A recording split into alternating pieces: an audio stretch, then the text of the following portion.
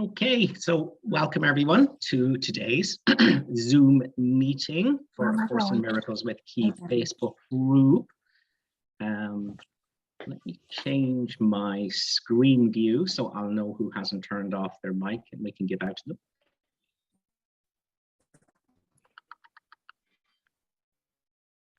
them. Everyone's quiet now, it's fine. Can't find the button. Still finding my way around Zoom. Okay, I guess this week in the group, I guess I sort of stretched the Facebook group, A Course in Miracles with Keith this week, by going quite deeply into the idea that the Holy Spirit is awareness, and that ultimately ego is quite simply the absence of awareness. It's full unconscious identification with thought happening in our mind, and we are not aware that we're aware. Now we are aware, but we become unaware that we are aware. So I know we had a question before we started the recording about talking about that a little bit more. Does anyone want to give any thoughts on it or ask any questions about it?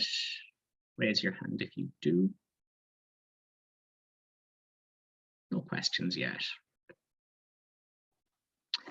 Okay, so we are going to get to the text later, and we'll go slowly through that. But let's find a quote here in the course.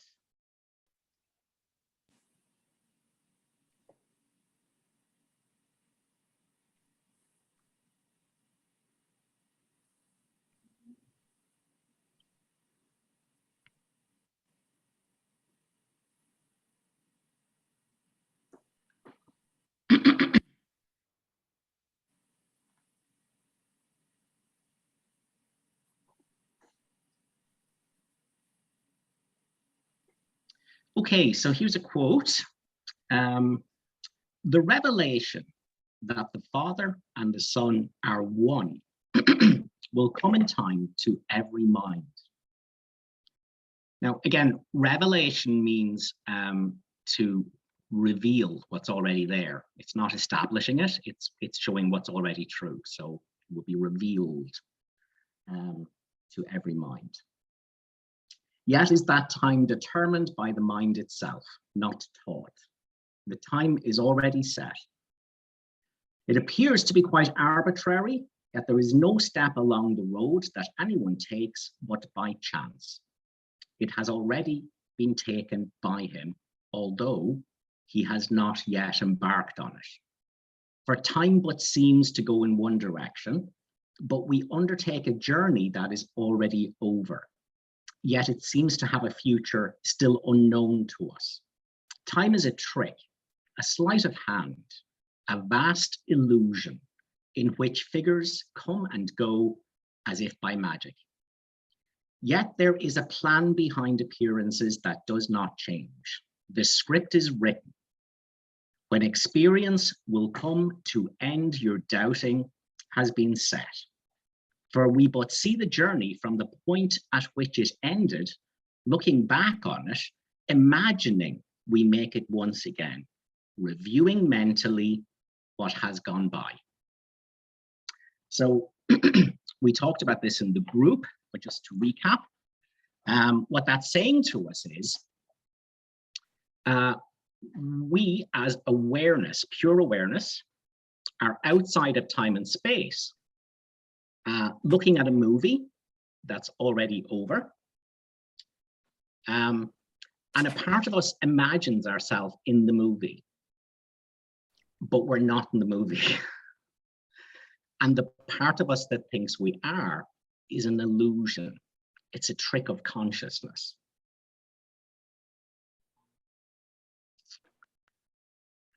So, awareness outside of time and space, simply reviewing mentally what is already over, thinks it's in the movie, but the part of it in the movie is an illusion. It was never in the movie. And that particular passage is telling us that, a point is written into the script for each of us to realize we were never in the movie. So that's what that quotation is telling us. Mind-blowing. So we have two hands up. So if I come to Eli first. Okay, but Freddie actually did put his hand up first. Did he? I didn't see who was first. That was very yeah, that's okay. Mine is really simple. You go ahead, Freddie. Thank you, Eli. Hey, you're welcome.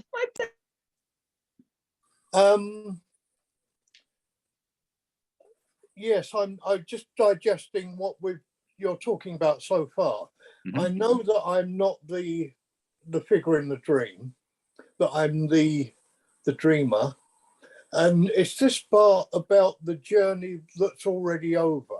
Mm-hmm. I'm trying to understand. And it sounds like I've already lived my life, no matter what age I get to. I'm 75 now. Let's say I live till 90. Mm-hmm. All right. It sounds like that's already happened. I've already lived that life. And now I'm living it again or experiencing it again. But I don't think that can be what you mean by this. But that's what it sounds like. The journey's over. Yes. And I'm reliving it. Let's have another quote. Shall we have another quote? Another passage. It's just this idea about we're revisiting a journey that's over. Yes. That's hard to understand. Yes, it is. From inside the dream. Yes. See, in truth, it's a journey that never happened. Yeah, I know it's the ego's dream that we're having. Yeah, and the part of the mind that believes in the dream is an illusion. Let's have another quote, and then we're going to explain that in a bit of detail. So, and this is just from chapter 4. So it cannot be emphasized too often that correcting perception is merely a temporary expedient. Now, again, in the course, perception always means interpretation. So he's talking here about substituting the ego's interpretation for the Holy Spirit's interpretation. And he's saying here that that's just temporary. The whole value of right perception, Holy Spirit, lies in the inevitable realization that all perception is unnecessary. This removes the block entirely. So in other words, Jesus is saying there's no perception, there's no interpretation of anything required. And then he says, you may ask how this is possible as long as you appear to be living in the world. And then he says, that's a reasonable question, but you must be careful that you really understand it. The question, who is the you who are living in this world? Spirit is immortal, and immortality is a constant state. It is as true now as it ever was or ever will be, because it implies no change at all.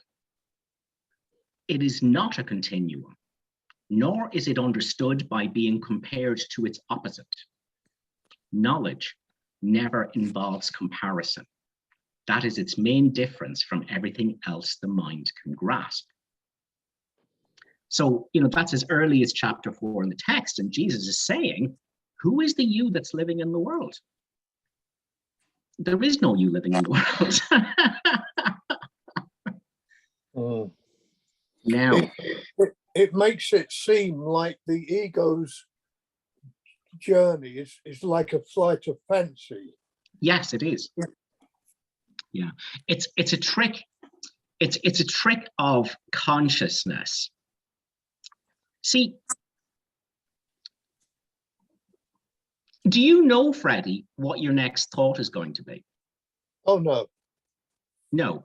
no. So, I mean, did you have any control over the thought which says, I'll put my hand up? Did you decide to have that thought? I think in relative terms, I think I did. It was part of a process of me continually trying to work out what the course is saying. But Yeah. you know, that's on one level.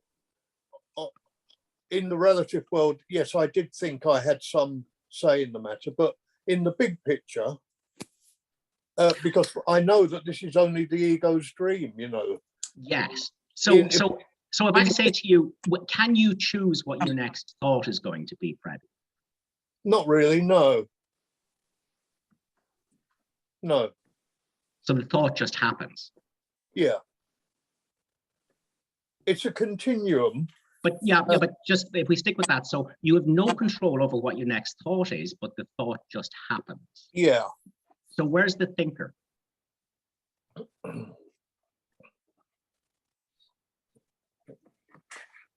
Yeah, I like to think that the thinker is consciousness or awareness. Thoughts are arising. No. Thoughts are arising in awareness. So we have, yes, we do have thoughts arising, but there's no thinker. That's fair enough. Like, because you don't know what your next thought is going to be, it just happens. Yeah. And then what happens is you insert the idea that you had the thought afterwards. Yeah, I know that. Yeah. In other words, the thoughts just happen, and afterwards you look back on it and insert the idea, the thought that Freddie had that thought. But actually, Freddie is a thought. Yeah, and the ego is a fiction based mostly on memory. Well, you see, what we can just see there is that thoughts are happening in the mind, and by a trick of having another thought, you have kind of entered into the delusion that you're the thinker. Yes, I understand that. But you never were.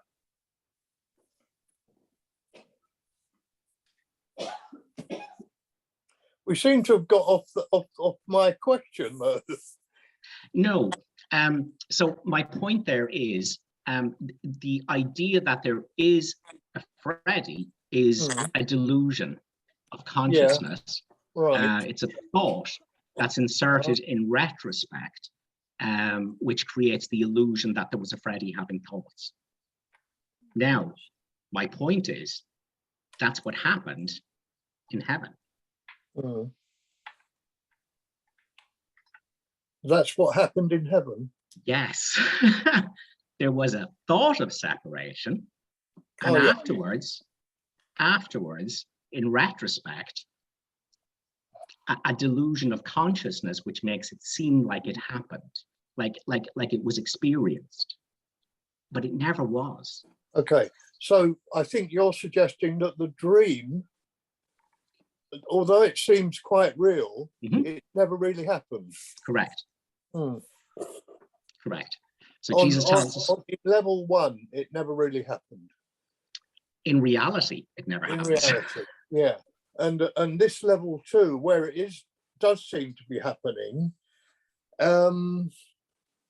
is not reality. No. No. So it's a trick of consciousness. It's hard to get your head around that. It is. Let me try you this way. So the course, like, we're going to tackle the text today, and but let's talk about the level one statements Jesus makes, and in terms of what reality is. So he tells us God is the first person of the Trinity, and there is no second or third person. He tells us we say God is, and then we cease to speak.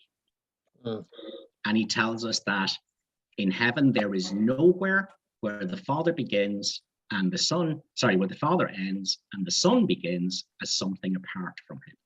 Now, those are all very definitive, non-dualistic statements, and the absolute meaning of all of that is that there is no difference between God and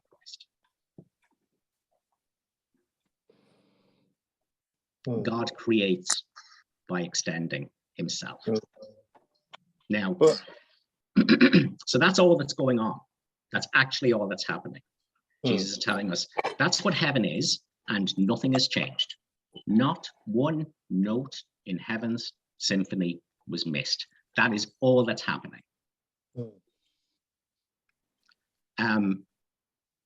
But there was a thought arose within God of being other than God, which we could call Christ, because, you know, in reality, there is no Christ to experience himself in relationship with God, or there's no God experiencing self in relationship with Christ. That's reality. But we have those terms because there seems to have been a differentiation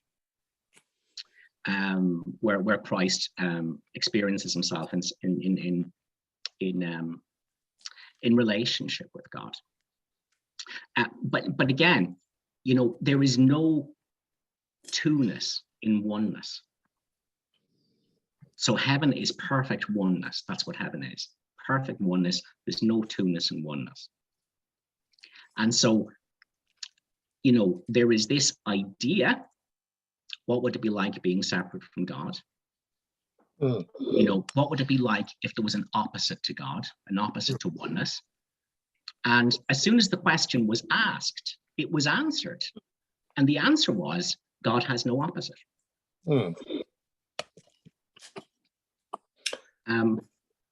And so, however, within that tiny tick of time is where we think we are.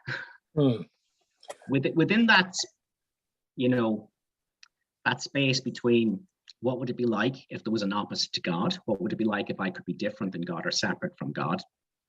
And the resolution of that, which the Course says was instantaneous. Within that is where we are. But again, if this is the opposite of oneness, which is multiplicity, and it's the opposite of love, which is sin, guilt, and fear, God has no opposite. So nothing real can be threatened, and nothing unreal exists. Anything that can change, anything that's not eternal, unchanging, absolute, and unassailable is not real, and therefore it doesn't exist. So what that means that our experience here is nothing more than an illusion. Yes. Nothing more. Nothing more. No. Jesus tells us that when it's over, we'll have no memory of it. Yeah, it's a hard pill to swallow, that. It's a hard pill for egos. Yeah, it is. So listen, the entire input of the Course is, the entire message of Jesus is nothing happened. Yeah. Nothing happened. It's a wonderful thing to wake up and realize, though, because all the shit that happens here, you know, it's just an illusion. And so I know a lot of people don't like the idea of spiritual bypassing, all that, but in a way, this reality you're describing kind of bypasses the world altogether. It does, except we're trapped in consciousness and we have to trace our way back again, or at least there's the illusion of tracing our way back again. So unfortunately, we can't just jump back into, you know, heaven, oneness. We've lost the ability to understand that abstraction of oneness. And so we do have to climb a little bit of a ladder back out of consciousness. And that's where we have a process to do. But that's, you know, we call that process in the Course forgiveness. And it's basically where you learn to step out of your wrong mind and you step into your right mind. And in your wrong mind, you're like, this is bad, this is awful, I'm hurt, I am devastated, this is terrible, this is wrong. And what you do is you step out of that mind and you step into your right mind, and then you remember, oh, I was mistaken. Actually, that has had no effect on me whatsoever. Because as much as there is a part of awareness that, awareness has imagined a part of itself within the dream, their awareness is not actually in the dream. And that part of us that's not in the dream, that's still in our mind. And we call that the right mind, or the Holy Spirit. And so the entire course is about accessing the part of your mind that's not affected by the dream, and standing in that mind, and denying the denial of truth. So the truth is that I'm God's holy, innocent son. But within the wrong mind, that's completely inaccessible. But if I step out of my wrong mind and into my right mind, I can actually be the experience of that, which is the miracle, and I can undo illusions. Now, that's a process of purification that takes us there. Jesus tells us miracles are everyone's right, but purification is necessary first. The purification that is necessary in order to step into the part of your mind that's invulnerable and knows its wholeness and its holiness. The purification that's necessary is looking with Jesus, looking with the Holy Spirit. That is awareness. So right-mindedness is being in your right mind, looking at your wrong mind without judging it or making a big deal out of it. Now, that's the purification or process. In other words, rather than being, we are always aware in every instant. If I'm depressed, there is nothing to depression except my awareness of it. If I'm happy, there is nothing to happiness except my awareness of it. If I'm sad, there's nothing to sadness except my awareness of it. Awareness is there all of the time. It is the essential I. It is the experiencer. It is the witness. I is present all the time. It is the I am that is present all the time. And ego is where awareness is apparently veiled from the awareness of itself. And so that's where we go on autopilot in our mind, where thoughts just happen and feelings are just happening. And I believe I'm the thinker, and I believe I'm the feeler. But I'm not actually aware. I'm completely unconscious in the thought streams. But at any given moment, I can ask myself, am I aware? And when I do that, awareness has to disentangle itself from the things it's aware of, the thoughts and the feelings. Am I aware? Means just now I sample what awareness is. I taste awareness. Am I aware? I have to taste it. That's what awareness is. And that's what it means to join with the Holy Spirit as a non-judgmental observer in the cinema with Jesus. That's what it means. That is a metaphor. That is a symbol for become aware. Wake up, become conscious that thought and feeling is happening. And then what I do is I am in my right mind, looking at my wrong mind without judging it. Now, this is the purification process. So, that's why Ken always taught, forgiveness is not about fighting your ego, changing your ego, doing anything with your ego, being upset with your ego, feeling guilty about your ego. It's looking at your ego without judging it, without making it. Yeah. Now, that's your purification process. And then what that does is slowly and gradually you come to the awareness that your identity is the awareness. It is that which looks and not that which is looked at. That is a gradual process, okay? So again, when I started really going at the course, I had my there must be a better way sort of moment with the really bad chronic anxiety that I had and sort of living a half life. And I really just threw myself into this idea of looking with Jesus. And I did that for months. And in the beginning, joining with Jesus, and I would look at my anxiety and go, what does it have to do with the love and peace of the Holy Spirit in my mind? And that's what I did. That's what I did day in, day out for months. Every time the anxiety was there, and it was there all the time, but anytime I became aware that I was aware, I would just hold the idea in my mind of joining with Jesus and saying, but what does it have to do with the love and peace of the Holy Spirit in my mind? So that's what I did. That was my process. And then what happened, and it took a few months, was I remember saying to my husband, I feel like my anxiety is getting better. It was a very slow thing. And I thought anxiety is like, the anxiety is getting cured. And it took me a long time to realize, as it gradually improved and improved, it wasn't so much that my anxious, fearful mind was getting fixed. I mean, it wasn't, but it was like the peace in the background of my mind started growing. And that peace in the background of my mind was awareness, my ability to feel my awareness in the present moment, in spite of thought happening. And so it took me, now I had that experience, and then I realized, my God, I'm learning that my real identity is awareness and not what I'm aware of. And then I kind of thought I'd sort of, that's not very Course in Miracles, because it wasn't what I started off with as an idea. And then thankfully, I discovered everything Ken Wapnick said about that. He said constantly, the self that looks is not the self that's looked at. When I read that, I went, my God, I've lived that.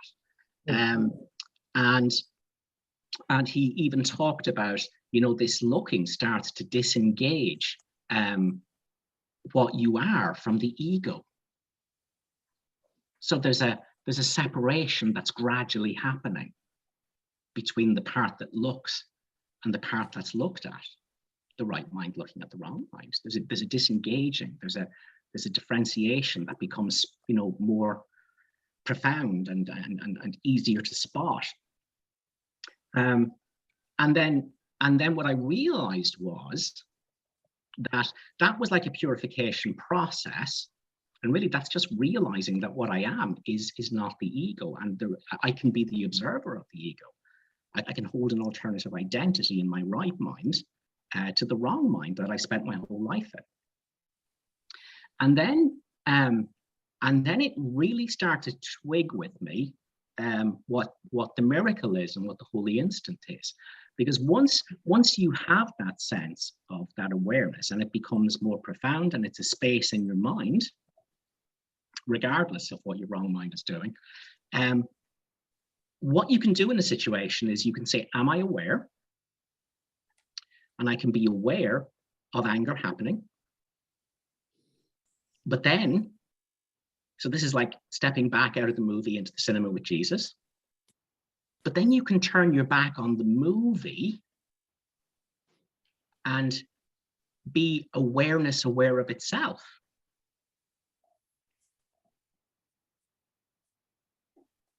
And awareness aware of itself is an absolute game changer. So the purification process, and I'm convinced that's what Jesus meant when he said purification is necessary first before everyone can have miracles.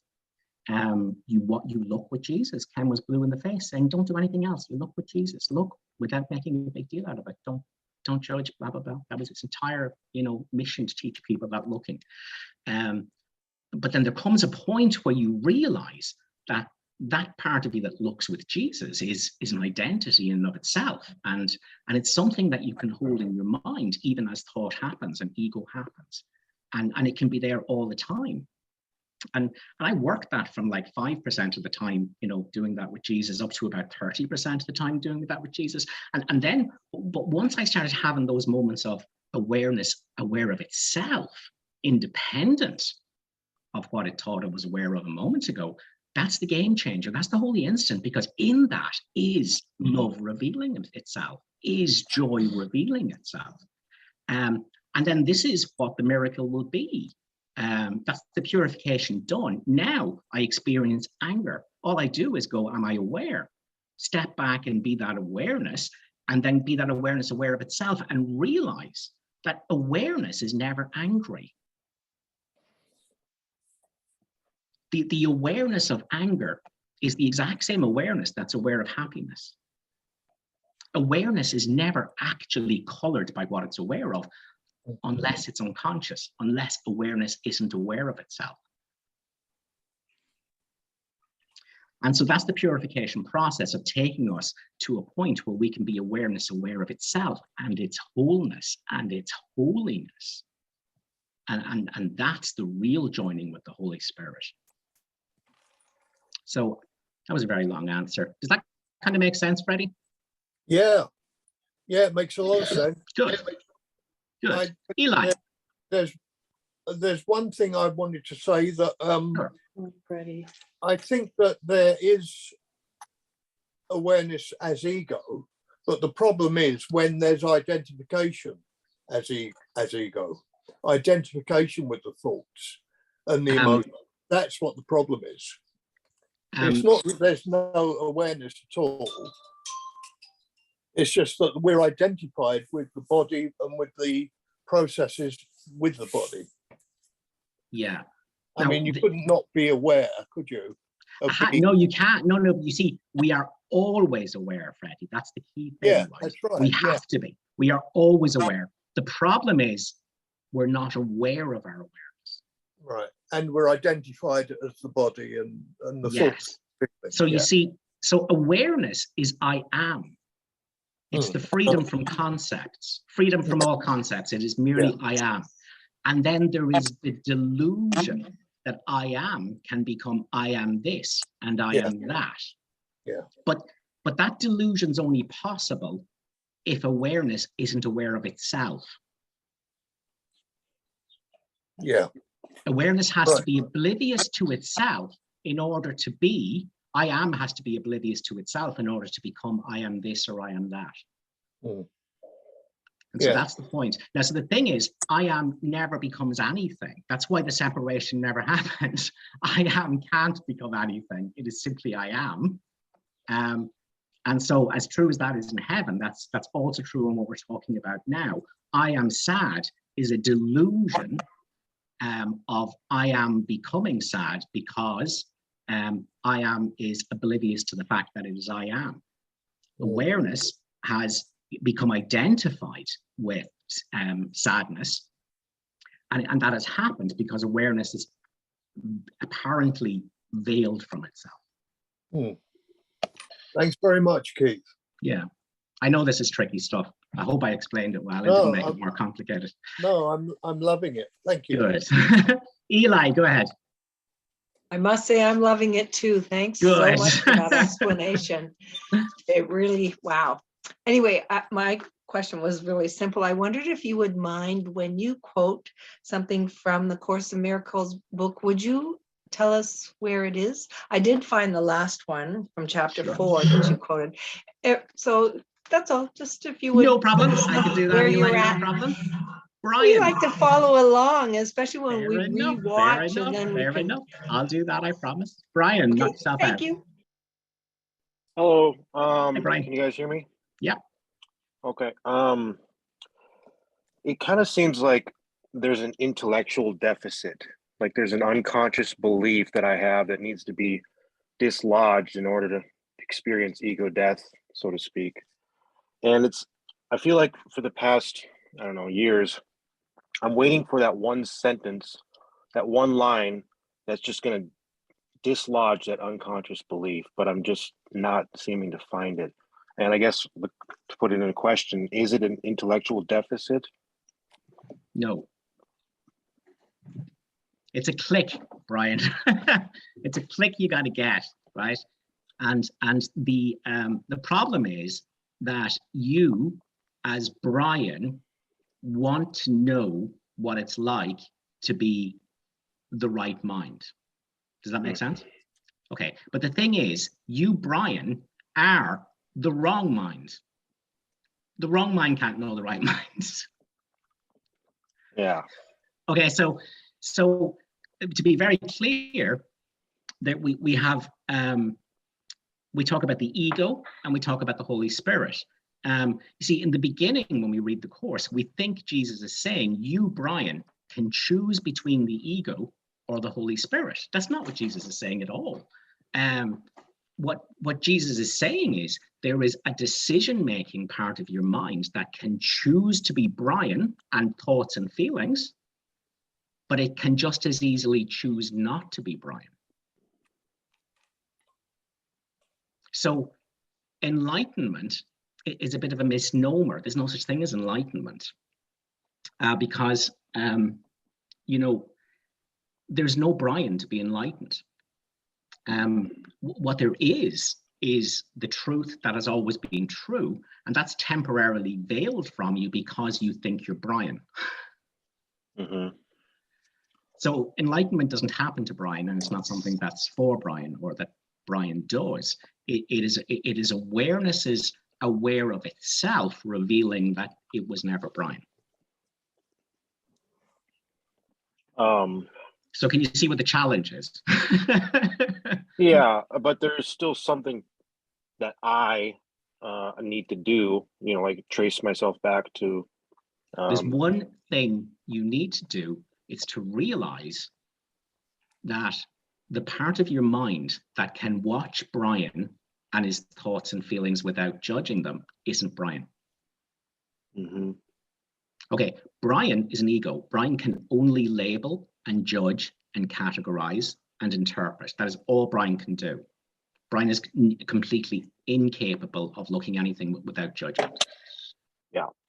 The part of you that can look at your thoughts and feelings without judging them, without thinking they should be different, fighting them, wanting them to be different, shouting them down, trying to swap them out, the part of you that can be the pure awareness of it, that can look and wait and judge not.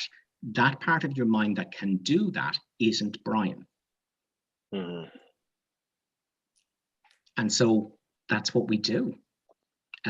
We join with the Holy Spirit, which means the decision maker in our mind becomes a non-judgmental observer in the cinema with Jesus. That's our metaphor. Mm-hmm. Yeah. What it really just means is you become the awareness of what's happening in your mind.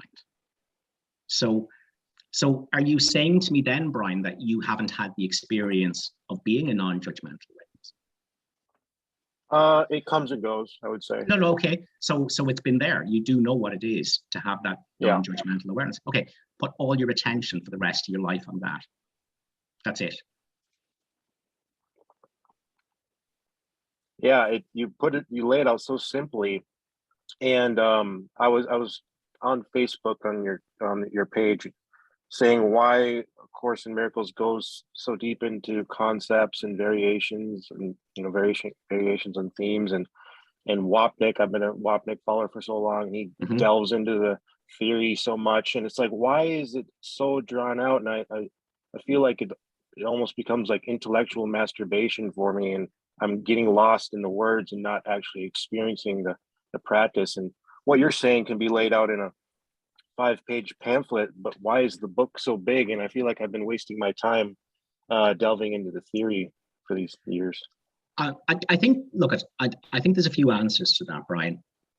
The way I'm teaching it is short-circuiting a lot of things. Like, I'm kind of jumping you past preliminary steps quite a lot by bringing this up. And the only reason I can do that is because I went through the process myself. And from the other side of it, I can go, oh my God, this is why you do it. You know, whereas Jesus is spending all this time convincing us why we should do it in the Course. So that's one aspect to it. Now, you see, it really is simple. It again, because Jesus says salvation is nothing more than the escape from concepts. Let all the thoughts and concepts in your mind go, and that's it. That's it. All right. But you know, we're not ready to do that. But so in other words, if you can like sort of think about it, that's not it. But there could be a thought that propels you to experience that, and that's then you let go of the thought. Yep. because the finger pointed at the moon is not the moon. The map is not the territory. So the course is the map. It's the finger that's pointed at the moon. And if you stare only at the finger, you miss all the heavenly glory to which it points. And let me tell you that massive majority of the course community are staring only at the finger. And they're looking at the finger and they're going, this finger is different. This is not what Eckhart Tolle is teaching, because you have to ask the Holy Spirit in person to do this for you. And this is not what Rupert Spira is teaching. And this is not what any of the New Age stuff is teaching. And you have them arguing about the finger. And they're going, no, this finger is different. It's a different. All spiritual paths are a finger pointed at the moon. And it's got nothing to do with which finger you follow. They all point towards the same moon. They all point towards the heavenly glory, which is an experience of love in the holy instance. And it's about leading you towards that. And I think that the Course in Miracles is a superb finger, but it's by no means the only finger. And you'll see the same truth in everything. And you'll know someone, when someone argues with you and goes, the Course is different. No, that's not what the Course is teaching. What that tells you straight away is they don't understand the Course. Because when you understand the Course, you can generalize that to everything. You can see the same truth everywhere. But you'll see that everywhere, people fighting over the fingers. So the Course is same in practice, but different in theory. Is that true? Same in content, different in form. Yeah. But you see, the thing about that, here is the beauty of the Course, and this is why Jesus went into it in such detail. All of it is so you can know the difference between the thoughts and feelings, Brian, and what you are in your right mind. You see, the beauty of the Course is because the centerpiece of the Course is the expose it does on special relationships. See, it's very tempting for Keith and Brian to say, well, I do love my mother, or I do love my wife, or I love my child. And that's ego, and egos can't love, but that's a very compelling thing to keep us from salvation, is to say, no, but I do. I love my child. I love my mother. And everything Jesus sort of writes in the Course is about bringing us to this massive expose that even when the ego thinks it's being loving, it's hate. And I've never seen that done anywhere in any other spiritual path ever. And it's like the entire Course is like, see, if you want to realize you're not the ego, you have to look at it. You have to be something other than it. You have to be able to look at it. And again, the whole realization is that you are the looker and not what's looked at. But the Course, more than any other spirituality, leaves nowhere to hide for the ego. It is ripped apart to shreds and exposed, for the shit show it is, and the farce that it is, and the insult to love that the ego's love is. I mean, look, we'll come across it as we go through the text, and I am kind of tempted, maybe just to kind of cover special relationships in one of our meetings prior to actually getting to it, because it's just such an important section of the Course.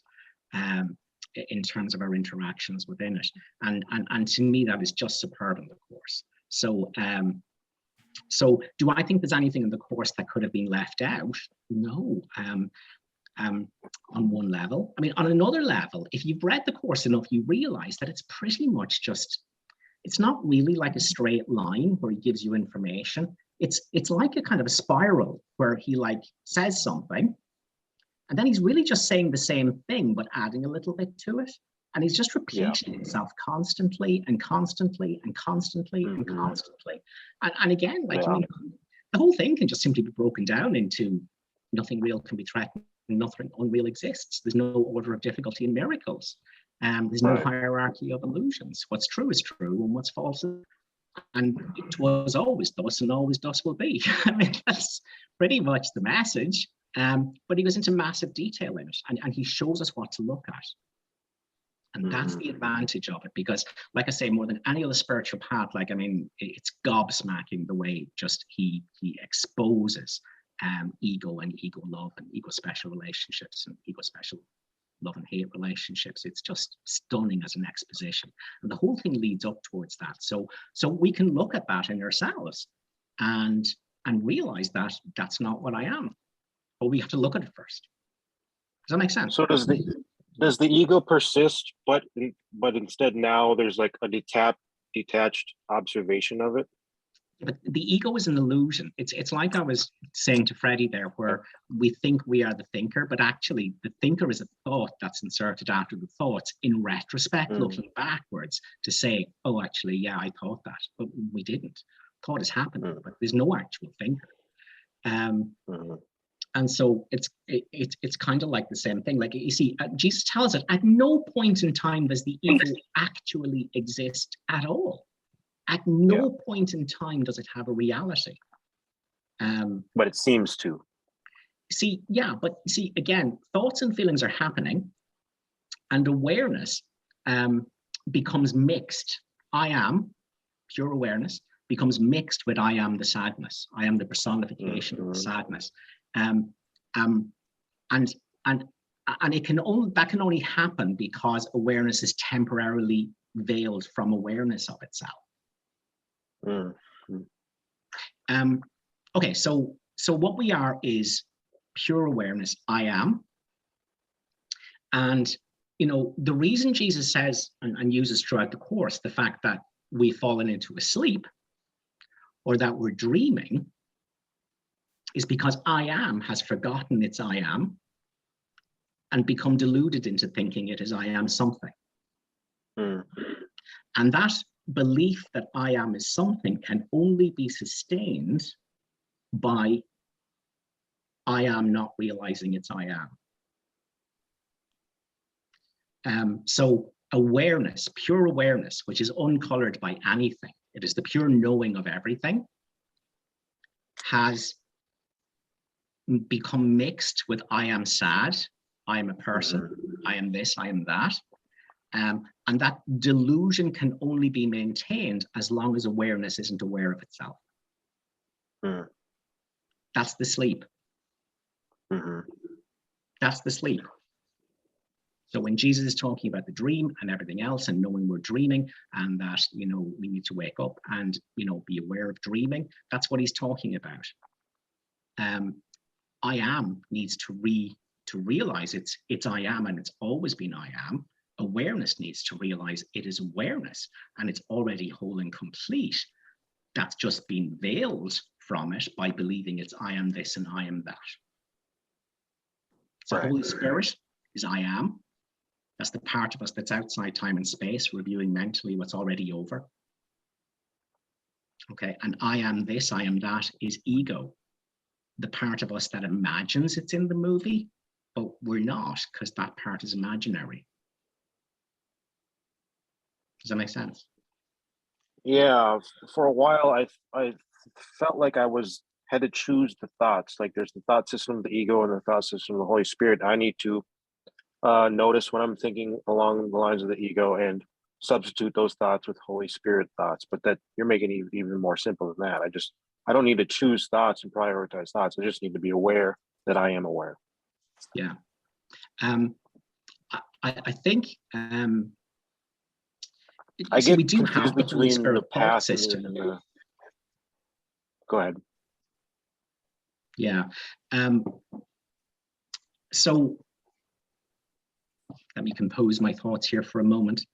I'm trying to remember what the question was you asked before you mentioned the path. Can you remember what that was? So it seems like I need to prioritize thoughts and choose thoughts. Yeah, the Holy Spirit's thought system. Yeah. Yeah. Okay. So there is a Holy Spirit thought system. Number one, the Holy Spirit thought system helps me step back into the awareness that I am, where I think I'm angry with my brother. And then, I go into the Holy Spirit's thought system and in order to sort of like withdraw projection and own that feeling in myself and go, this is my feeling and my brother's innocent. And then I step back into, you know, so I use that idea of the Holy Spirit's thought system to see shared interests instead of separate interests. So the ego's thought system is separate interests, and the Holy Spirit's thought system is shared interests, right? So again, all these things, I don't want to go too much into that right now because we will cover it. But again, the idea, these thought systems are so I will go back into my mind. So these are strategies to get me back into my mind. And then the Holy Spirit's thought system isn't done yet, because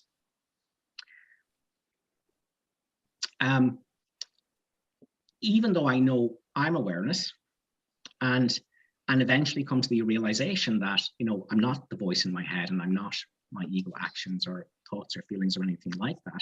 And then if I know that about myself, I also know that none of the other egos are real either. And I eventually come to the realization that there's only one awareness outside of time and space. And so there's just one awareness here, imagining itself to be egos, which it has never actually been. Okay, so, but again, you see, that's useless to us from within consciousness, within the dream. So we still have to behave like we do have brothers, even though it's not strictly true. So that's kind of what's meant by the Holy Spirit's thought system. So that's kind of important, because the Holy Spirit's thought system gets me into my mind, out of the world where the Holy Spirit is, where awareness is. And then even then, I have to like behave in the dream. I have to go along with the dream, even though part of me knows none of it's real. Right. So that's the two different aspects of the Holy Spirit's thought system that Ken goes into in a lot of detail. That makes sense. Yeah. And I think, see, again, I don't think any of that is a waste, Brian. Like, I listen to Ken for at least 2.5 hours, 3 hours a day, like, and I just can't get enough of it. Like, I mean, I'm learning something all the time. And I find it just helps me to know the Holy Spirit and that awareness of awareness better. So, but again, you see, and this is the trap. It's always people that study the course the most and that really can quote it, who, line, verse, and chapter, and understand everything. They're the people that will insist to you and go, this is a completely different thing than what Eckhart Tolle is saying. This is a different thing than what Rupert Spira says. This is a different thing than Robert Adams says. This is a different thing. And that shocks me.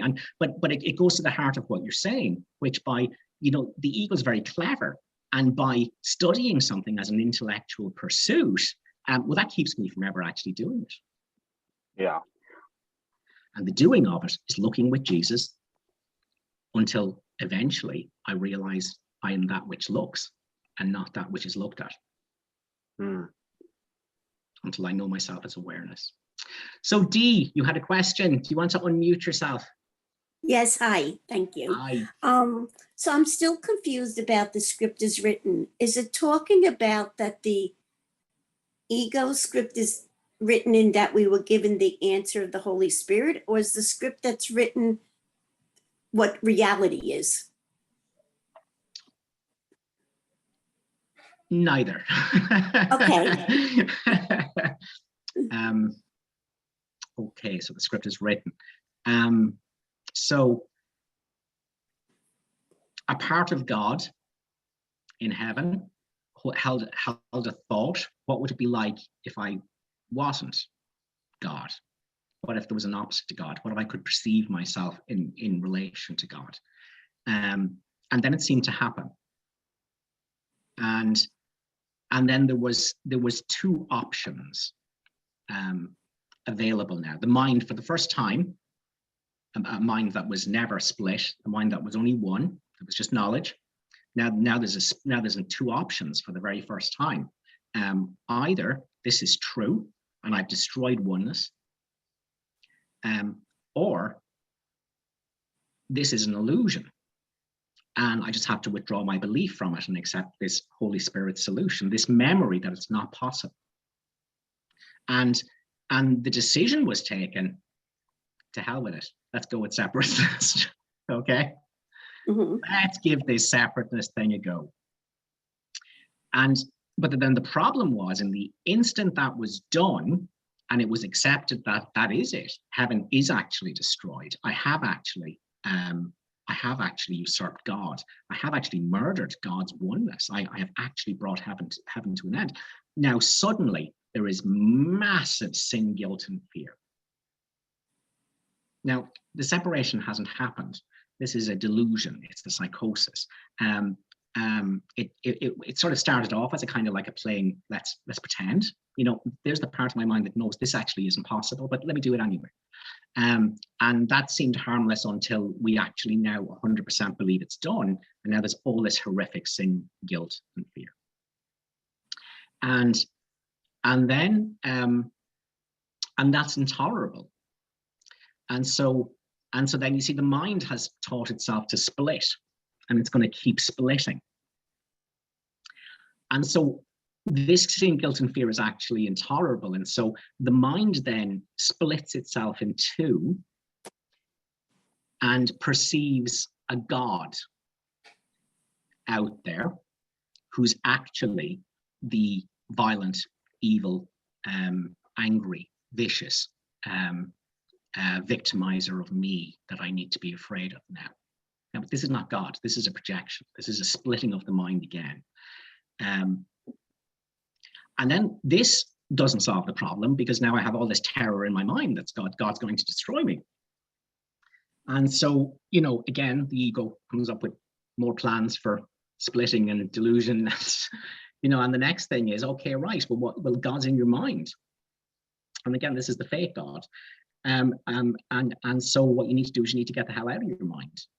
You need to get out of Dodge. You know, you need to go where God can't follow, and that's out of your mind. So, you know, project the world out of your mind, and then project yourself out of your mind into the world, and then give yourself amnesia that you ever had a mind in the first place, so that God can't catch you.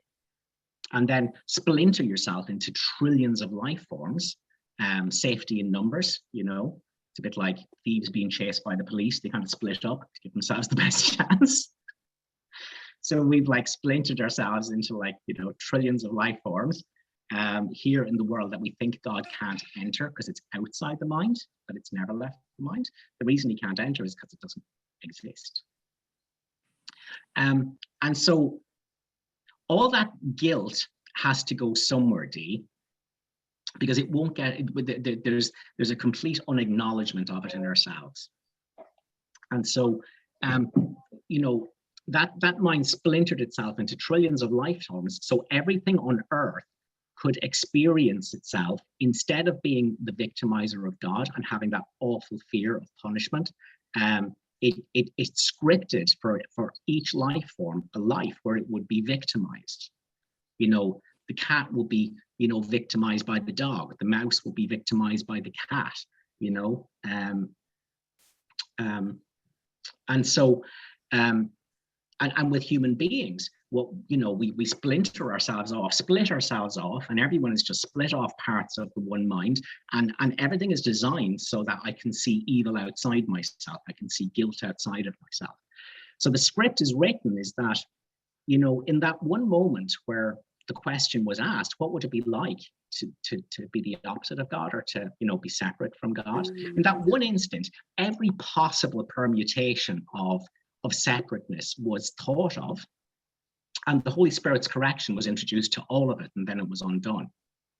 So in many ways, you know, each of us are one of the ways separateness expresses itself, but none of it's true, because the ego never actually exists at all, and the world never actually existed at all.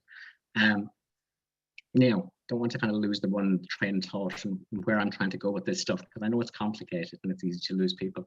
And if I start rambling, it'll be worse. You asked me about the script. So the script in many ways is all the different ways that separateness could play itself out. And within that, all the different ways we could be victimized by the world instead of knowing ourselves to be the victimizer of God. So the only script is the ego script. Okay. Which is all of that. The Holy Spirit never had a script.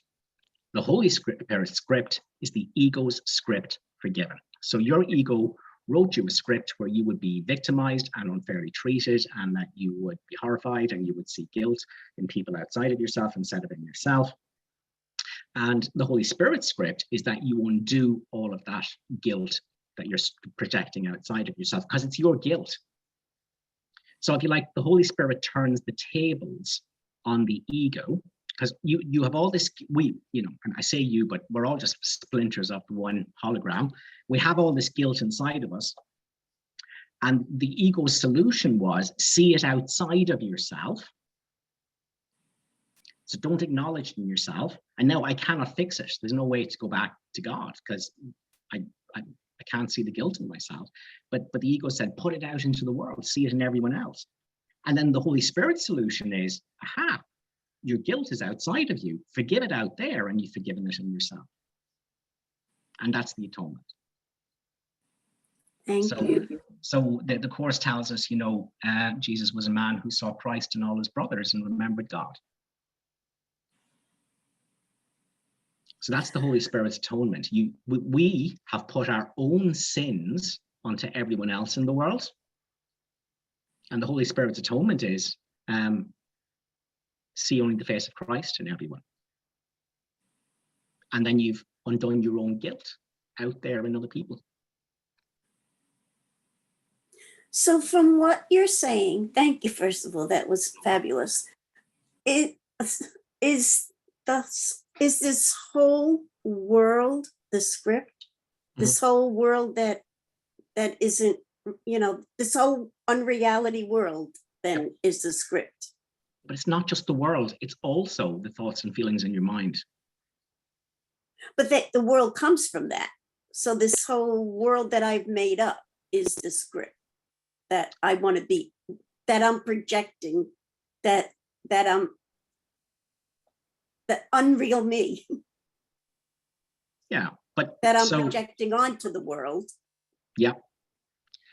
Is that so ultimately none of it's real. The world's not real, your body isn't real, and the thoughts in your mind aren't real. You're not the thinker of thoughts. As Jesus says, when we think we're thinking, our mind is blank. These thoughts don't mean anything at all, the early workbook lessons.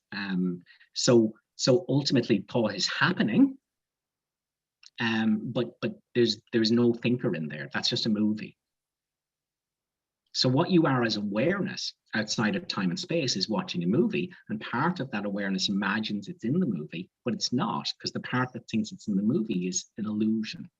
It's like when we said about, do I know when my next thought is going to happen?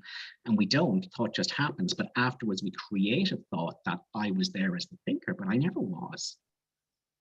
So the only part of you that's real, Dee, is the stillness, the silence, the pure awareness, the absence of concepts. Everything else is the illusion. Thank you. Very helpful. Yes. Good. I don't know. I fear we've gone into very complex therapy today, or a very complex territory today. Have I lost everyone, or does anyone have any questions?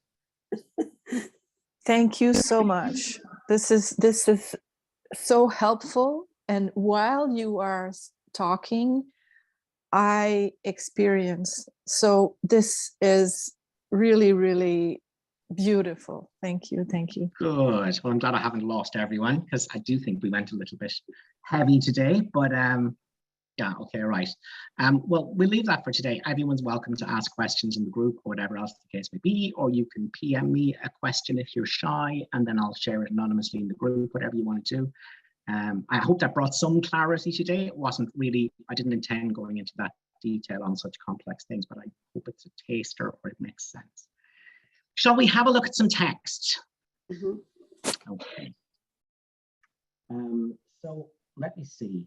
So when the course came, Helen had been, having this voice, this idea, there's a voice in her head saying, this is a Course in Miracles, please take notes. And so when she sort of finally agreed to do this, the message came through. She called it the voice, but she didn't hear a voice. It was almost like just words and ideas which is coming into her mind that weren't hers, which is kind of how I would connect with the Holy Spirit.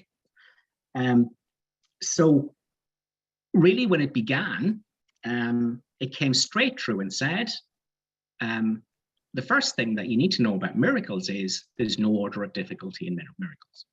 That's the first thing Jesus said when he began the course.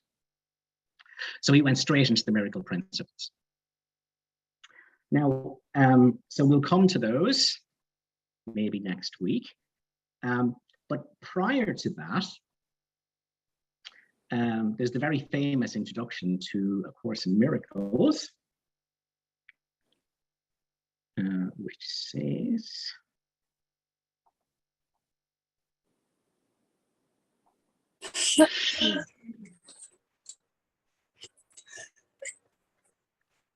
yeah, let me just find this in my Kindle.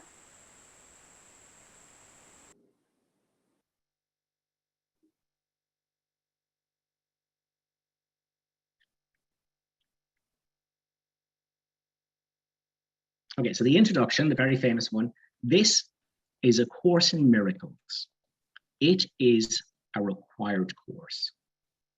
Only the time you take it is voluntary. Free will does not mean that you can establish the curriculum. It means only that you can elect what you want to take at a given time. Now, the origin of this, Helen felt really put upon by this duty of taking down the course. I mean, she moaned about it constantly. She felt like it was like, interfering with her life. She would rebel against Jesus constantly. She would keep looking to try and catch him out on grammatical mistakes. And because the idea was if she caught him making grammatical mistakes, it wasn't really Jesus. So Helen had this difficult personality whereby she would not be told what to do by anyone. And, she had her routines, which she was insane on, and she would not alter her routines for anyone, and nobody would tell her what to do. She was a very, she had a very powerful aura about her, and people were terrified of her and respected her. She when she walked into a room, everyone would notice, and that was Helen's personality. And Helen did incredible work for people. I mean, people would sing the praises of Helen for what she did for them, how she put herself out for them. So she was that really good person, but she moaned about it constantly, like the same person that would be going away thinking about Helen and how she had gone out of her way for her, and this was amazing, and she was such a good person. Helen would be like the neck of them, the way they, expect this of me, and so she would just moan and feel put upon and be the innocent victim of it all. So that was just Helen's personality. So, in the midst of the course, Jesus is saying, he's going through the miracle principles, and, this is what you do. And again, you see, this gets Helen's back up, because Helen is like, well, hang on a minute. I presume this is an elective course. In other words, you're not going to make me do anything, Jesus. And that was when Jesus answered Helen and said, this is a required course. In other words, forget your elective side of things. This is actually a required course, Helen, for you, and only the time that you take it is voluntary. So this is not saying everyone in the world has to do the Course in Miracles. So that's an important sort of distinction to say about this. However, it's included in the course because ultimately, what's true is true for eternity and has never changed. That's our inheritance. And we don't get a say in what our inheritance is, because, oneness is all that's happening. Love is all that's happening. And we don't get a say in that, but we can be deluded about it, and we can, beat around the bush about it. But ultimately, everyone, as Jesus says, there'll come a point where, the tolerance for pain is not, infinite.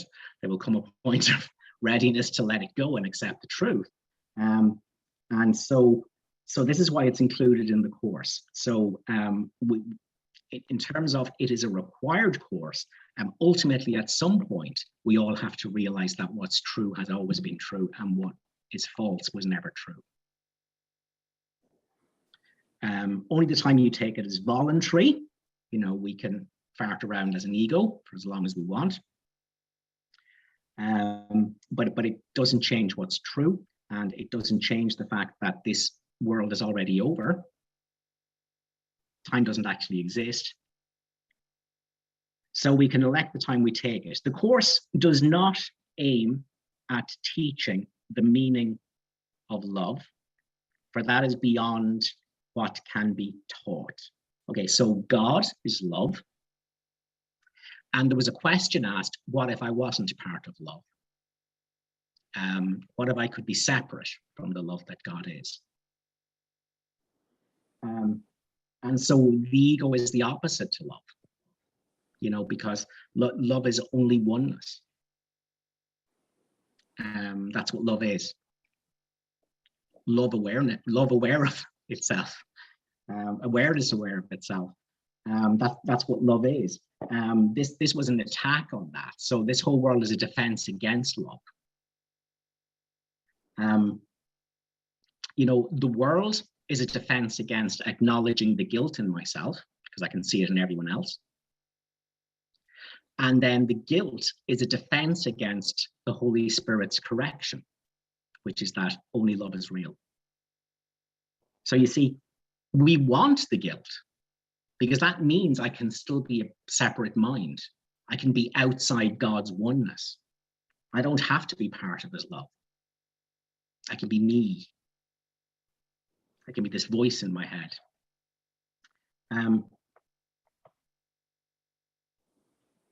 So the course does not aim at teaching the meaning of love, for that is beyond what can be taught. Love is all that's happening. And what I think I am is veiling me from what's all that's real.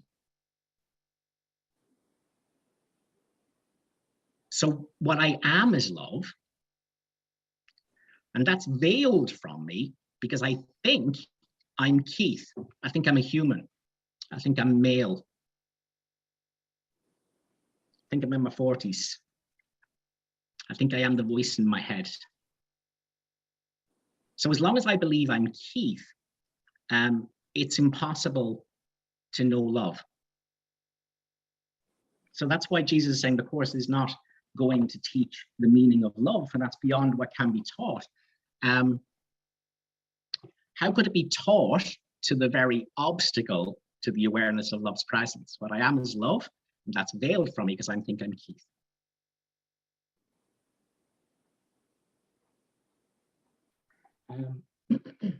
It does aim, however, at removing the blocks to the awareness of love's presence, which is your natural inheritance.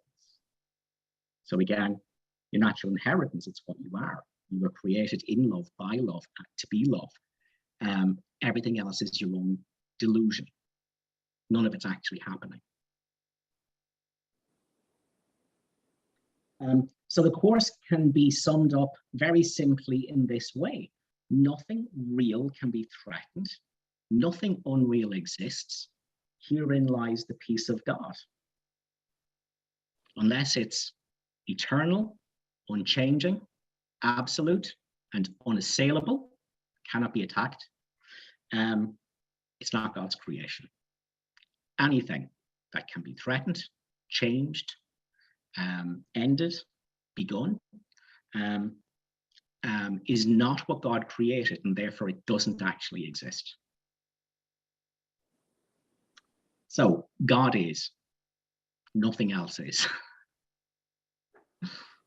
Okay, so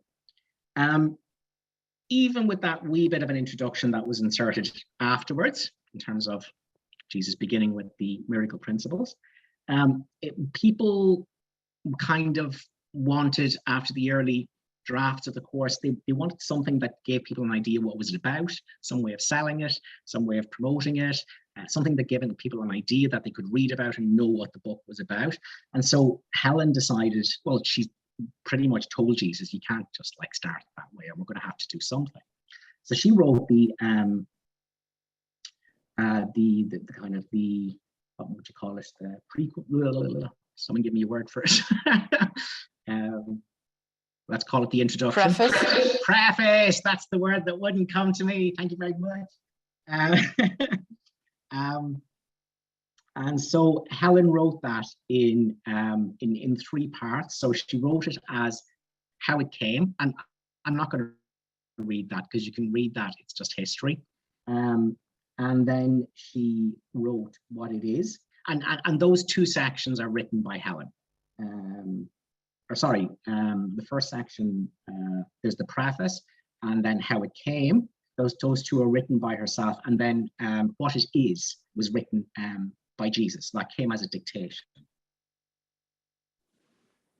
No, I'm mixing that up. What it is still Helen, and what it says. Sorry for the confusion there. So how it came, what it is was Helen, and the final part, what it says, that was the part dictated by Jesus. So let's make a little beginning on that today. We're not going to spend a lot on it, but just to wrap up today's meeting, what it says, and it begins the same way. Nothing real can be threatened. Nothing unreal exists. Herein lies the peace of God. This is how A Course in Miracles begins. It makes a fundamental distinction between the real and the unreal, between knowledge, which is the Course's word for heaven and God and oneness, and perception, which is interpretation, as well as the perception of the world. Knowledge is truth under one law, the law of love or God. Truth is unalterable, eternal, and unambiguous. It can be unrecognized, but it cannot be changed. Truth is true for eternity and will never change. It applies to everything that God created, and only what he created is real. It is beyond learning because it is beyond time and process. It has no opposite, no beginning, and no end. It merely is. So that's really just a kind of a digging a little bit deeper into the idea that nothing real can be threatened, nothing unreal exists. God and his creation is real, nothing else is real. So what I want to talk about maybe just for the end of the meeting is this. As we said earlier, God creates by extending himself. There is only God in heaven. Again, we say God is, and then we cease to speak. There is nowhere the Father ends and the Son begins as something apart from him. And God is the first person of the Trinity, and there's no second or third person of the Trinity. So clearly what Jesus is saying is, in heaven, there is only oneness. There is no two-ness. Nothing, no other exists. That was the tiny mad idea. There is just God. Now, these are, this is where we're going to have, this is where all the trouble starts, right? Jesus wrote the Course on 2 levels. And what I've just given you is definitive, pure non-dualism. It is uncompromising. It leaves no wiggle room for anything. It says God is and nothing else is. That is what's absolutely true. And Jesus is clear on this in the Course. The problem is the way Jesus wrote the Course was he gives us this absolute, no wiggle room, pure, non-dual truth, which is absolute.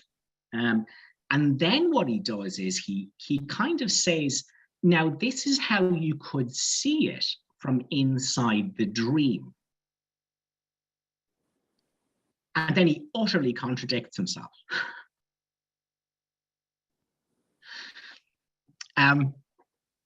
So let me try and find you something that utterly contradicts everything I've just said about heaven.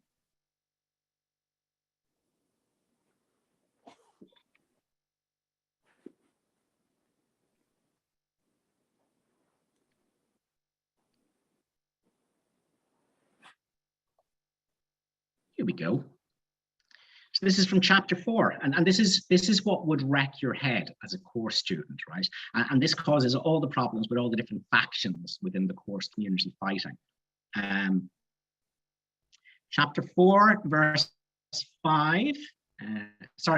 Chapter 4, verse 7, line 5. And anyone else who wants to check it out. Jesus says, God, who encompasses all being, created beings who have everything individually, but who want to share it to increase their joy.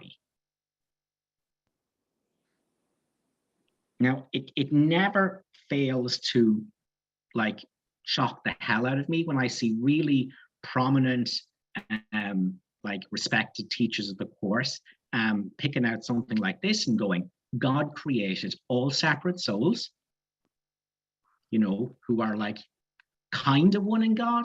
It's almost like kind of share his oneness, but he created all these individual eternal souls. And you know, and then you would have these same people saying, you know, that so the course is not non-duality, and it's not pure non-dualism, and that there are souls, like there's individuality. There's not only two-ness in heaven, there's trillions and trillions and trillions in heaven. And yeah, it never fails me to shock me when I see really prominent people taking something like this literal. Now, and another example of this in the course is that Jesus tells us that the Holy Spirit is the memory of God and his love and oneness that we've taken into the dream. And I've said how ego is awareness apparently veiling itself with its own activity. In other words, pure awareness, which is never tainted by anything, gets mixed with sadness and happiness and joy and this and that and the other, and then kind of forgets that it is awareness, which is like utterly untainted by anything. Or to put it another way, I am, you know, within the dream we would say God is, but like the truth is, God is means I am. And so I am, which is absolute, eternal, unchanging, and, you know, unassailable. I am has become mixed in, apparently mixed in with I am sad and I am separate and I am a man and I'm a woman and I am this and I am that. And the only that illusion is only sustained by I am believing, well, veiling its true nature from itself. So now it's I am sad and I am happy and I am young and I am old and I'm a body and I'm sick and I'm well and I am all these things. But that illusion can only be sustained as long as I am is veiled from its true nature. So again, awareness aware of itself is the way out of that. Now, not quite sure where I was going with that. Yes. So what my point was, we call that the Holy Spirit. That's the memory of God we brought into the dream with us. So I am is the part of us that's never changed. I am is the Holy Spirit. We still are that. It's just that we're temporarily deluded that we're an ego because that's veiling our memory of I am. So awareness has got mixed into being like thoughts. And that activity is veiling awareness as awareness of itself, where it would know it was never the thoughts. So the Holy Spirit is the truth of our nature as pure awareness, as oneness, as not separateness, no concepts in the mind. And that's what the Holy Spirit is. So that's what Jesus tells us. The Holy Spirit is the memory of, you know, God and his love and oneness that we brought into the dream, the memory of that, the memory of what we are with him. But then he goes on and he starts talking about the Holy Spirit as like a teacher and a helper and a confidant. And then what he tells us is that the Holy Spirit, when the separation happened, God created the Holy Spirit as an answer to the separation to fix it. So this is the separation that never happened and that God's not supposed to know about. And suddenly God is actually now providing the answer to the problem that doesn't exist and that he's not supposed to know about by creating the Holy Spirit.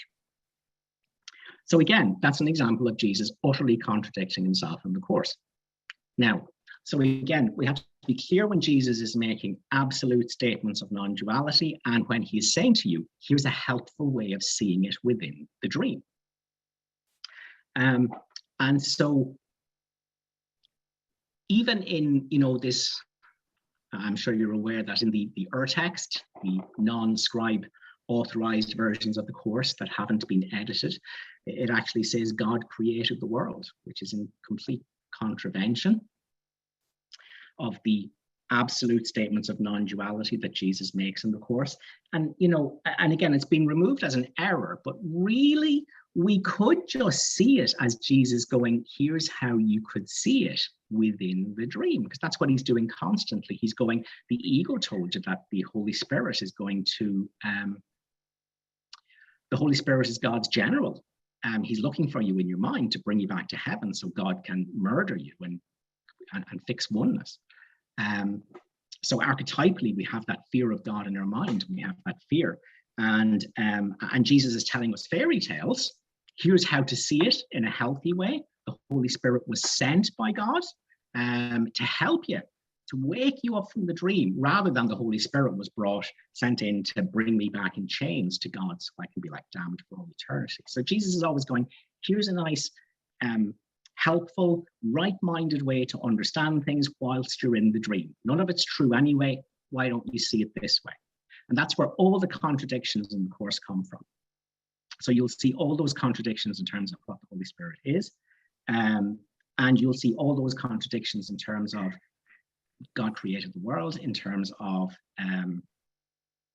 he created separate beings. So this statement from chapter 4, God who encompasses all being, created beings who have everything individually, but want to share it to increase their joy. Nothing real can be increased except by sharing. That is why God created you. That's a statement of what happens when we're in the real world. That, we're going to be holding on to the joy and the peace and the love of perfect awareness by extending that to everything in the dream. Jesus tells us we can only hold on to what we give away. We can only keep what we give away. And so this statement in chapter 4, this is not saying God created all these separate souls and heaven will be full of trillions and trillions and trillions of souls, and we'll call that oneness even though it's not. He's simply saying this is a nice way of seeing it within the dream. Let's do it that way. Because look, and I know that, in my Facebook page and in my posts and in my videos, I've really been hammering home this idea that, more than anyone else probably, the idea that Keith is the ego. So Keith is the wrong mind.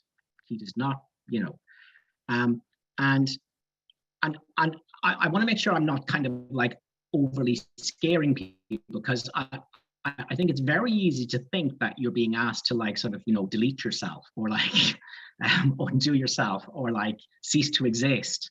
And that's not what's being asked of us. Like salvation is nothing more than the escape from concepts. If I sit here without thinking for 5 minutes, I don't disappear. But I'd be peaceful. So we're not, we have steps we take up the ladder home, but the step that undoes the dream, in other words, which ends the idea of a Christ that could see himself in relation to his Father, the Course tells us that's a step God takes, which again is a fib by Jesus. Like, here's how you could see it within the dream, because he also tells us that God doesn't take steps because nothing happened. Why would he do anything when nothing happened? So it does say that the undoing of consciousness is something God does at the very end. But again, that's one of Jesus's fibs. I think what he's really saying is that once you're living in the real world, this will happen as an automatic process. You don't have a step. There's no extra forgiveness process. There's no further atonement measure. All you do is get yourself to the real world, and this process will take care of itself. But again, that's another example of how Jesus gives us two absolutely opposing statements and confuses the hell out of everyone, because people will be arguing over that as well. So,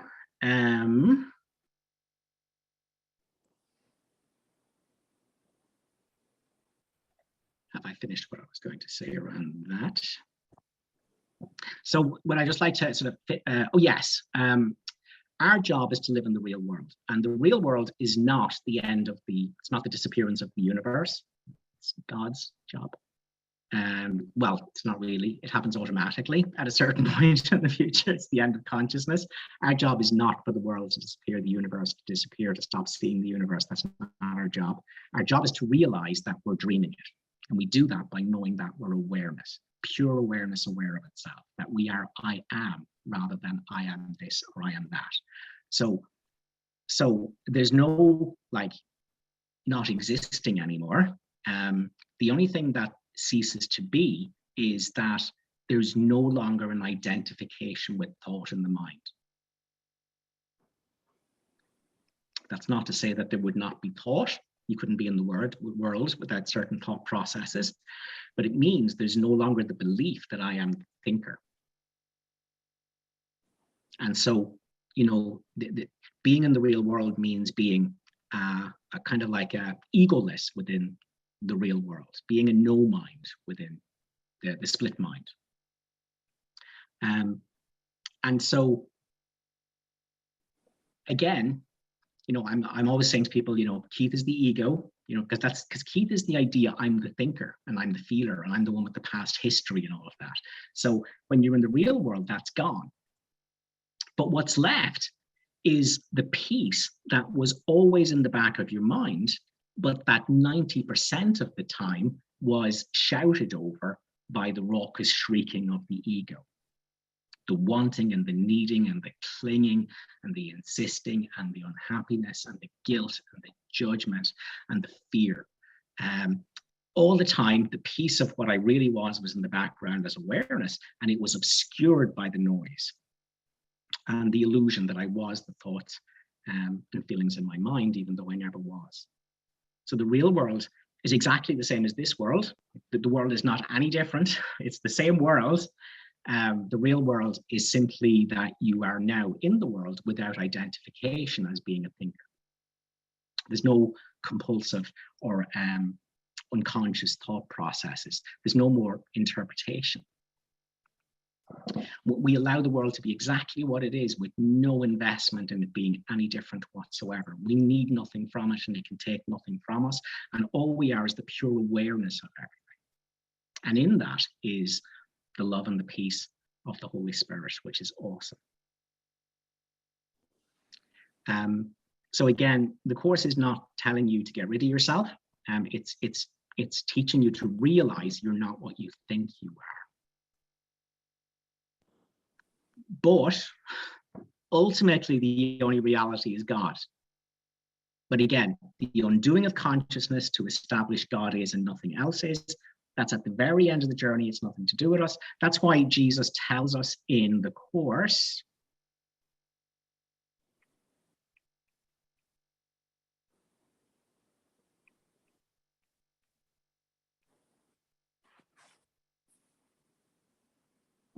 because you know, Jesus has said to us from chapter 4, who is the you that's living in the world? There's no you living in the world. It's an illusion. You know, you are awareness outside of time and space, leaning into a movie and imagining you're part of it, but you're not, and the party that thinks you're in it is an illusion. So what's real is awareness. But this is why Jesus says to us in chapter 16, fear not that you will be abruptly lifted up and hurled into reality. Consciousness will be undone, just God. I'm gone, I'm like blah, blah, blah, I melt into the heart of God. Where do I go? Time is kind. And if you use it on behalf of reality, it will keep gentle pace with you in your transition. The urgency is only in dislodging your mind from its fixed position here. This will not leave you homeless and without a frame of reference. So the only thing that the Course is doing is dislodging our mind from its fixed position. I am this. That's your fixed position. Instead, it's realizing I am. Always have been and always will be. The idea I am this was an illusion. I am awareness, aware of itself and its wholeness and its holiness for eternity. And it's become deluded. Awareness has become veiled from awareness of itself, and become mixed with, you know, I am aware of being this and doing this, and this is happening in this experience, and this is me. And again, awareness was always awareness. It never was that. It's an illusion. So what we are, what you are is the peace in your mind. You are the stillness in your mind. You know, when you experience a beautiful sunset or a dawn, or when you've held your first child in your arms, or when you've had your most profound spiritual experience you ever had in your life, your mind fell still. The concepts dropped, and a profound peace arose naturally inside of you. Many people will have that with music. Other people will have that with nature, or animals, or with reading the Course or a spiritual text. Once the concepts are dropped, your true nature is shining there. You always are I am in behind. It just becomes veiled, obscured from itself, thinking it's a finite mind, thinking it's a self.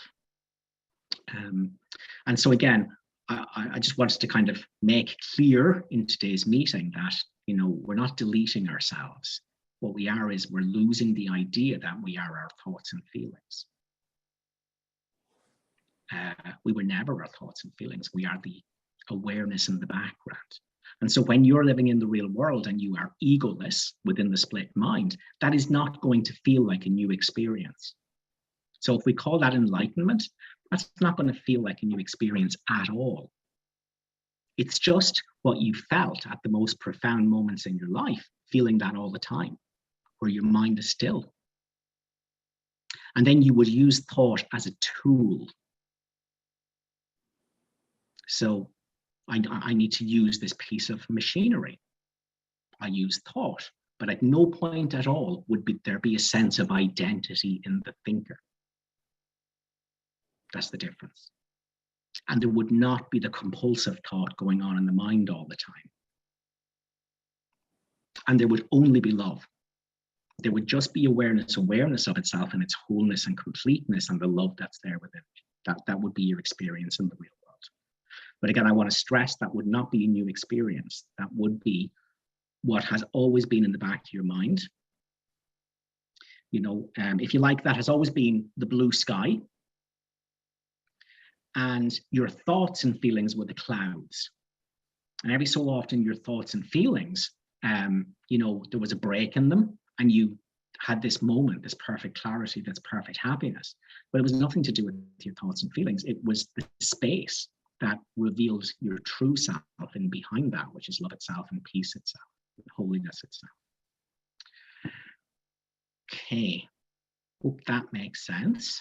So, we have some hands up and the meeting has run over again.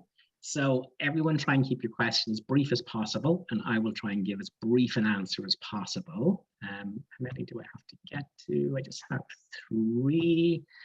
So, Keith, you haven't gone yet, so you shout. Thank you. On a more practical level, get away from metaphysics for a little bit. Tell me about your state of mind when you go to a grocery store. I hear some people say that they walk through and they see people and they say, "Bless you. I see you as a child of God." Jesus Christ. No, that's bullshit. No, so that's nonsense altogether. Before enlightenment, chop wood, carry water. Enlightenment, chop wood, carry water. You would be absolutely the same on the outside as you've ever been. If you go trying to act spiritual, then the actor of spirituality is the ego. It's just nonsense. Yeah. So again, you wouldn't know someone who is living in the real world except they'd have a peaceful energy. And that, if you were talking to them, there would be a gentleness and there would be a happiness and a lightness about them. They wouldn't take anything seriously. But the whole Mary Poppins routine, no, that's a fake spirituality. Yeah, that's an overcompensation. Does that make sense? Yes. Yeah. Thank you. Maybe, see, speaking of shops, I did this 2 days in a row. So I connect with the Holy Spirit by, am I aware? And then by awareness of that awareness and feeling because I've purified just to the point where I can honestly just feel that love and peace and joy there all the time. And each time I step back into it, my eyes sting with tears. It took me months to get to that, and it's still unfolding, and it gets deeper all the time, but I can do that anytime I want to. And I've got to the point where I'm almost doing that 80% of the time of my life, which is kind of, never thought I would get that far, like 80% easily. And even when I'm not there, it's kind of only for like 5 minutes before I step back into it. Anyhow, nothing special. That's just through practice, and that's just through discipline, and that was just through spending months and months and months looking with Jesus. What does it have to do with me? What does the anxiety have to do with the love and peace in my mind? Staking my identity as awareness instead of the awareness I am with Jesus, rather than the crazy crap in my head. Anyway, I can do that now, which is, I just feel so damn grateful every single day of the week, because when I had the chronic anxiety for 8 years, I just never thought I would ever have anything like that ever again. So just every day I feel grateful for that. Anyhow, that's a long way of saying I was connected with that awareness, aware of itself.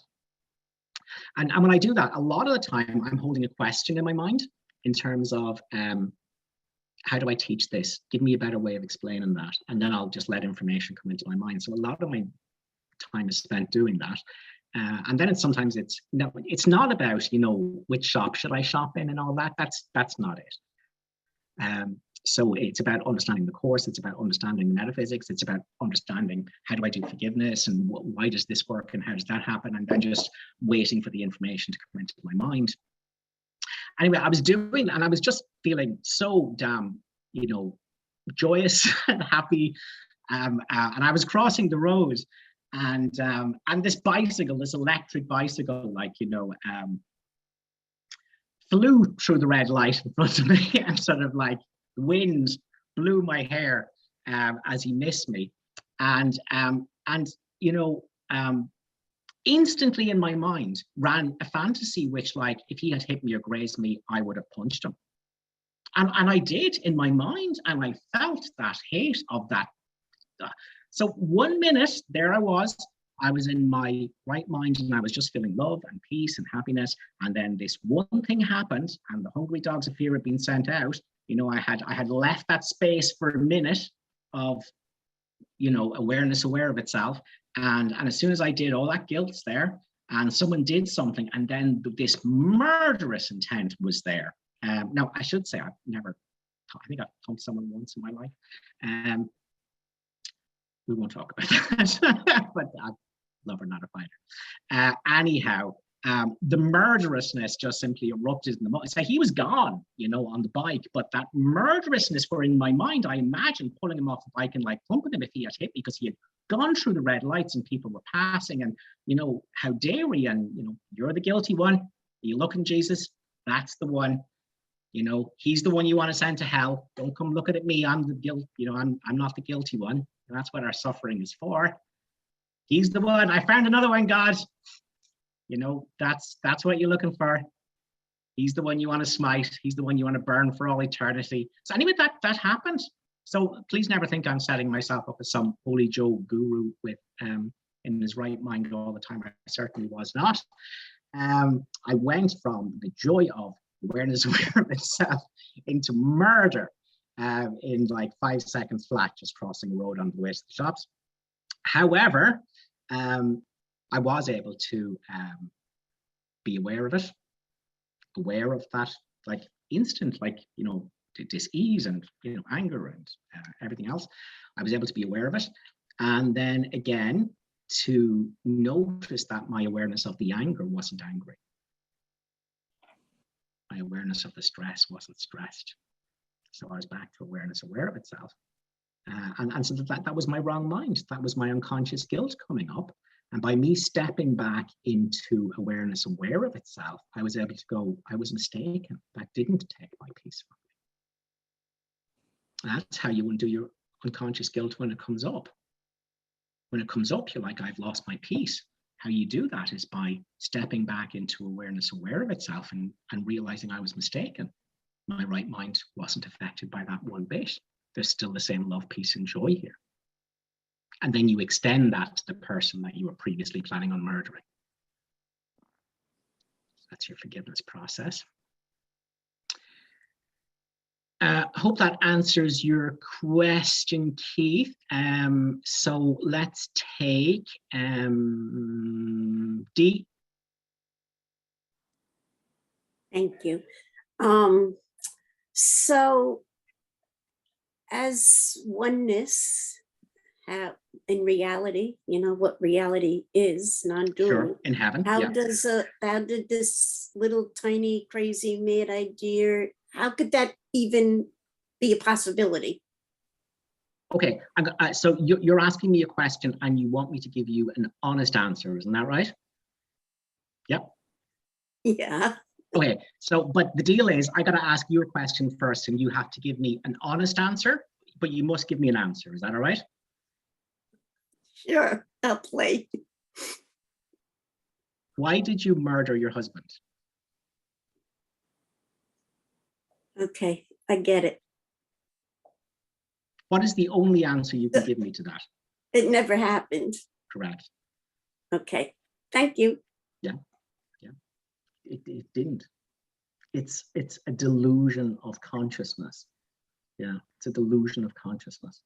Yeah. Okay, that was a nice quick question there, Dee. Thanks very much.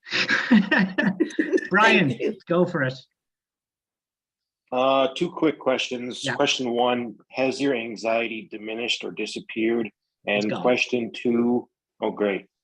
And question 2, holding the awareness that I am aware, Mhm. is that like an instrument? Does it become easier over time with practice? Yes. So when I started thank off God. doing that, it felt gray and it felt neutral and it felt nebulous. The idea of, you know, let me join with Jesus, and you know, and in that joining declare, you know, what does the anxiety have to do with the love and peace of Jesus in my mind? What does my hurt in this situation have to do with the love and peace of Jesus in my mind? That was my process. That's what I did. I did it for months, and it felt somewhat nebulous.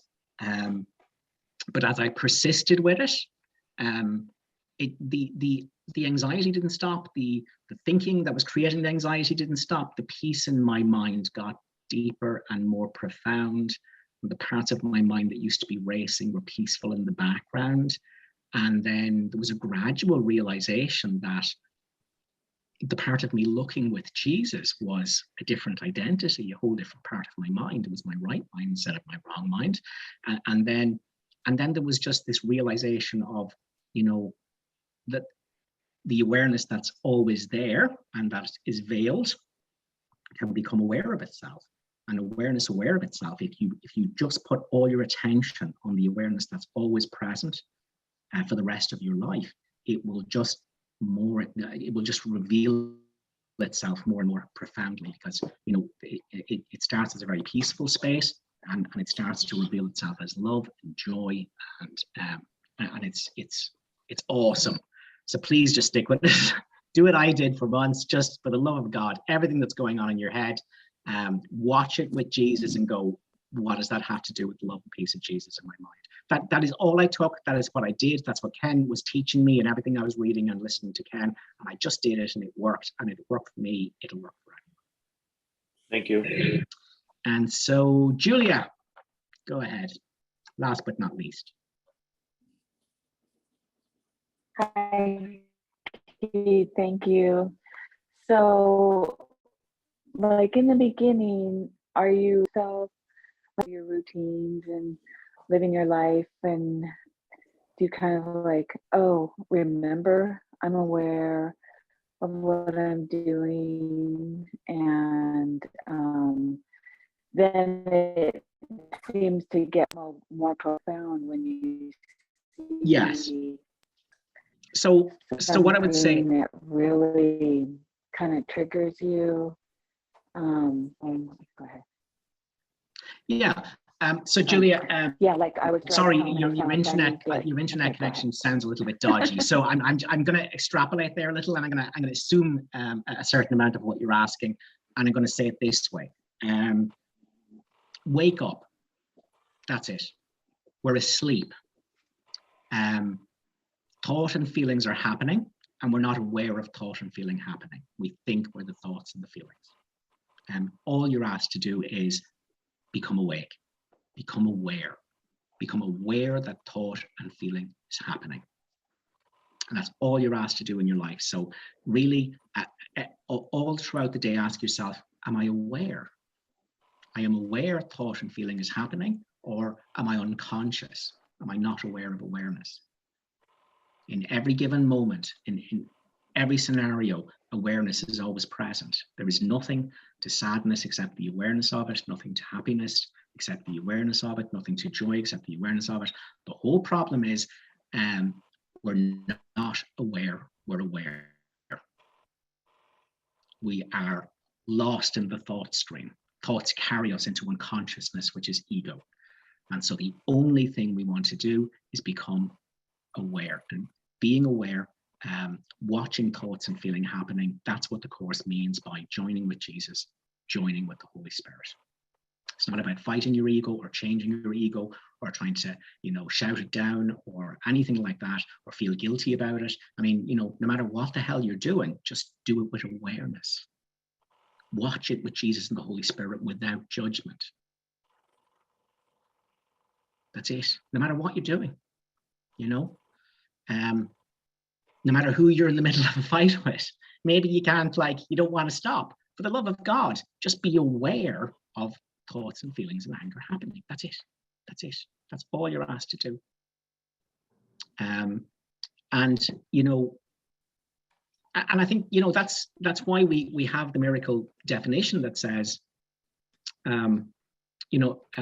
forgiveness, it simply does nothing. It merely looks and waits and judges not. So, I mean, really what you want to do is just be the awareness of whatever is happening, which is the looking. And then the waiting is kind of like waiting until your fear subsides, until you can let go completely into the miracle. You can accept the miracle. You can actually go, the awareness of the anger isn't angry. But you're not going to want to do that straight away. So you wait until you're ready to do that, and all the time you don't judge yourself. So, hope that makes sense. That's the miracle formula to finish with. Okay, I know. I hope today wasn't too over the head, mind effing, confusing. I hope you got something out of the meeting today, guys. Thank you very much for being here. Thank you, Keith. Thank you, Keith. This was awesome. Glad. Thank you, Keith. It Thank was you so wonderful. much. Thank you. Thank you so Thank much. you, guys. Thank you, Keith. Thank you. Thank you. Thank you. Thank you. Thank you. Everyone have a good day. Thank you.